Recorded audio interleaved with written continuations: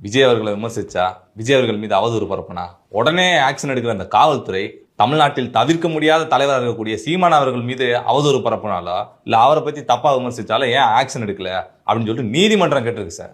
நீதிபதி திருமதி விக்டோரியா கவுர் கேட்டிருக்காங்க சார். இன்று உடனடியாக நடவடிக்கையும் எடுத்து விட்டார்கள்.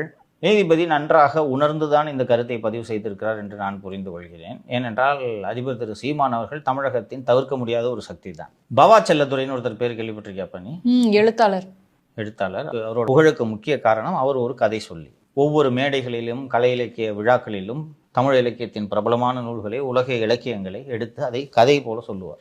இந்த 1000 பக்கம் 2000 பக்கம் புத்தகம் படிக்க பொறுமை இல்லாதவர்கள் அவர் சொல்கிற கதையை கேட்டு அந்த கேரக்டர்ஸ் ஒவ்வொன்றையும் சிலாகித்து அழகாக விவரிப்பார். நீங்கள் கேட்டவுடனே அந்த நாவலை படித்து முடித்த ஒரு உணர்வு உங்களுக்கு வந்துவிடும். ஒரு நாவலை பற்றிலாம் 2 மணி நேரம்லாம் பேசுவார். அதுபோல் அரசியல் கதை சொல்லிதான் அதிபர் திரு சீமான் அவர்கள் 50,000 டன் அரிசி கப்பல், AK-74 துப்பாக்கியில என் படத்தை ஒட்டி வச்சிருந்தான், நான் ஆட்சிக்கு வந்தால் எந்த கடனையும் கட்ட மாட்டேன், மஞ்சள் நோட்டீஸ் கொடுத்துருவேன். ஒரு வந்தவொடனே சொன்னாங்கல்ல 12 லட்சம் கோடி கடன் இருக்கிறது அப்படின்ட்டு, இதெல்லாம் அதிபர் வந்திருந்தாலும் கட்டிருக்க மாட்டாரு.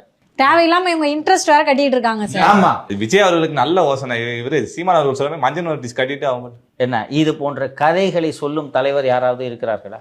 அப்ப அந்த விஷயத்துல தான் இவர் தவிர்க்க முடியாத தலைவரா? அதனால்தான் அவர் தவிர்க்க முடியாத